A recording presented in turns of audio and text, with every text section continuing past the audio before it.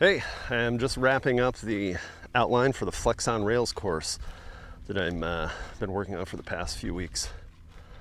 The last chapter I've been working on is how to use Phlex with Hotwired.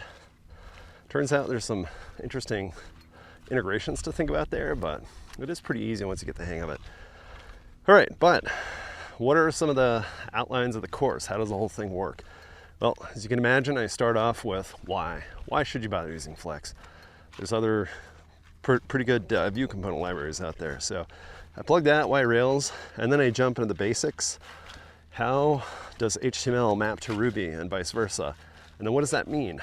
If you can write Ruby code that's HTML, you can extract it into classes, modules.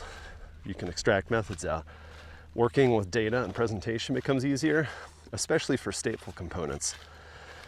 Once I hit on the basics of how to put a Phlex component together, then I roll into how you can integrate it with existing Rails applications.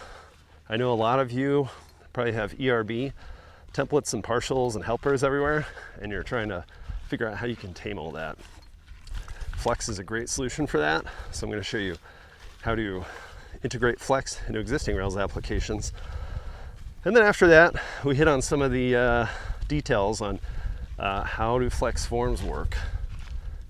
You can use existing Rails form helpers, but I want to show you how to use Superform, since that's a way to build forms entirely out of Phlex components.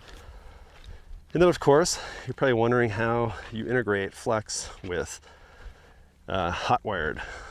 So we're talking turbo drive, turbo frames, turbo broadcasts, turbo streams, and my favorite, turbo page refreshes.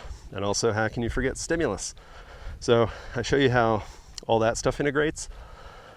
And once we hit on that, then we go into some, I think, more interesting and fun things, such as how could you build a Rails application entirely out of Phlex components?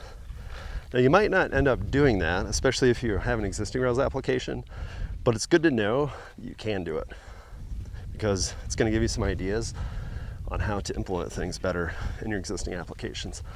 And of course, if you're building a new Rails application, maybe you'll think about integrating it with 100% Phlex components.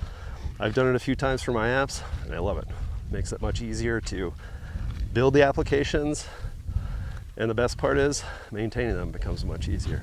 So check it out. It's my Phlex on Rails course. The outline is in.